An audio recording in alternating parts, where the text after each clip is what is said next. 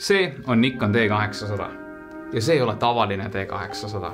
See on minu isiklik D800. Aastaid tagasi, kui kaamerat otsisin, mis oli minu jaoks kuudepikkune protsess, jõudsin lõpuks selleni.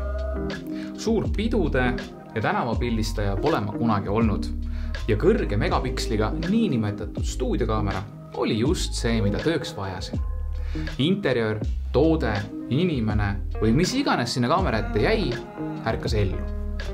Kindlasti ei toimeta autofookus nii kiiresti kui spordikaameratel ja üldiselt kiiresti liikuvate objektide jaoks on paremad ja odavamad lahendused.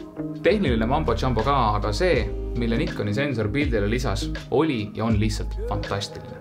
Nagu kõik vist aru said, siis mulle meeldib seda kaamerat kasutada. D800 eest pikalt juttu ei tee ja hüppame kohe esimese suure uuenduseni. D810.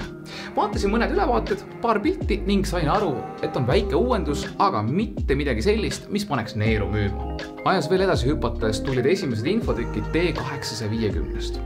Ausalt öeldes mind väga ei huvitanud. Olin D800-ga piisavalt rahul ja ei uskunud, et need uuendused fundamentaalselt ja oluliselt midagi muudavad. Ja kuidas ma eksisin. Peale esimest ülevaadet sain aru, et Nikon on teinud midagi võimatut.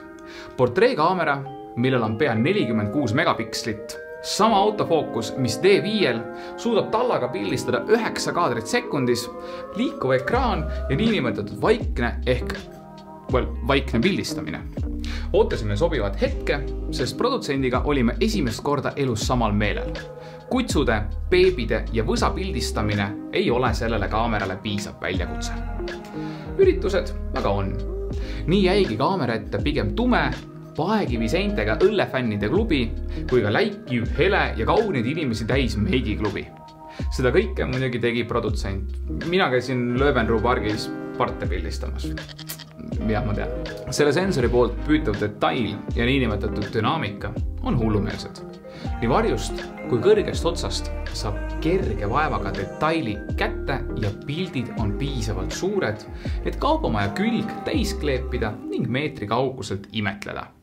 Nii et võime rahus öelda, et see on kaamera, mis lõpetab kõikide teiste tootjate piinad ühe löögiga. Okei, see oli tõsiselt rumal väljaütlemine. D850 on kaugel ideaalsest. Näiteks toored failid, mis sellest kaamerast tulevad. Igaüks on circa 100 mega, nii et võid ette kujutada, palju on arvutil jõudlust ja kõvakette ruumi vaja, et neid töödelda ning hoiustada. Kaamera meetod talletamiseks on ka naljakas. Tavaline SD ja XQD. See pole Rolls-Royce'i kaamerakotina kasutava inimese jaoks probleem, aga meie peame kehaosi müüma, et XQD kaarte võimaldada. Ja nagu produtsent just karjus, neid kaarte polegi võimalik saada kuskilt. Jõuame kõige suurema miinuseni. Video. Autofookust videos proovisin korra, rohkem ei tahtnud. Ausalt öeldes ma ei taha üldse sellest videosast rääkida. Ta suudab üht-teist teha, klapi ja mikrofoni augud on olemas, pilt on ok ja nii edasi.